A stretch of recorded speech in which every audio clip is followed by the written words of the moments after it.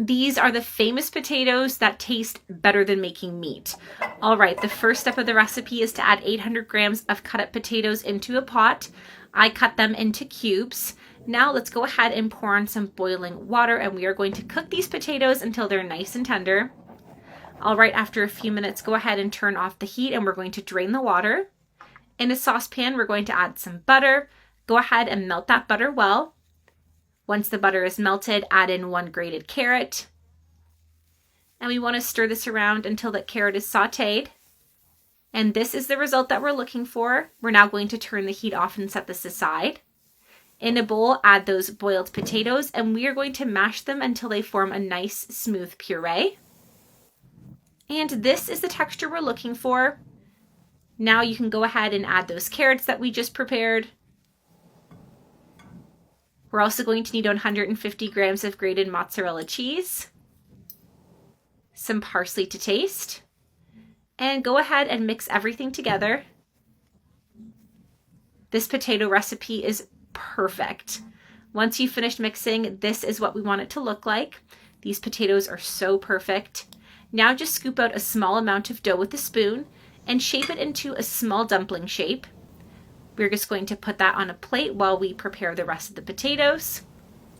This step is super simple, super easy. Now, if you prefer, you can wait for the potatoes to cool down so you don't burn yourself. Told you, this was so easy to make. I love doing this step. It's so relaxing. All right, when we finish preparing our potatoes, we're going to go ahead and add 2 eggs into a bowl. I'm also going to add 2 tablespoons of yogurt, along with 3 tablespoons of flour.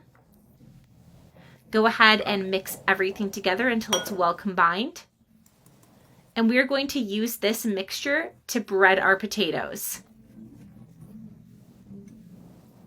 All right, after mixing, we're going to go ahead and dunk our potatoes into this mixture just like this.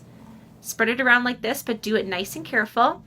And just finish this process with all the potatoes. And the last step is to fry. Fry the potatoes in a pan with oil. These are going to be so good. I cannot wait to try them. I'm telling you, this recipe is perfect. You have got to give this a try at home. Make sure you fry all the dumplings just like this. I am always making this recipe at home because everybody loves it and they always finish the whole thing. This recipe is simple and the flavors are just so perfect.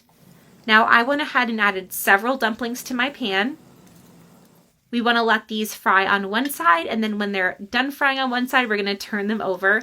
I'm just going to use 2 forks to help me. These have been going for a few minutes already. Oh, my mouth is watering. Look how crispy these are. You've got to try this at home. You won't regret it. All right, let's let these cook on the other side. And after just a few minutes, our recipe is ready. Let's go ahead and turn the heat off and serve these on a plate. I just put a paper towel down just to soak up any excess oil.